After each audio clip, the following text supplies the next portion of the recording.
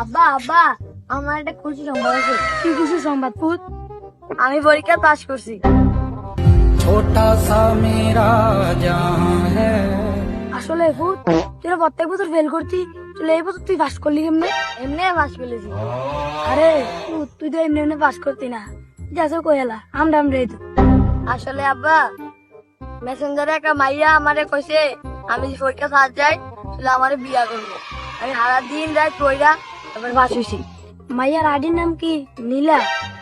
এই আব্বা, তুমি জানলা কেমনে?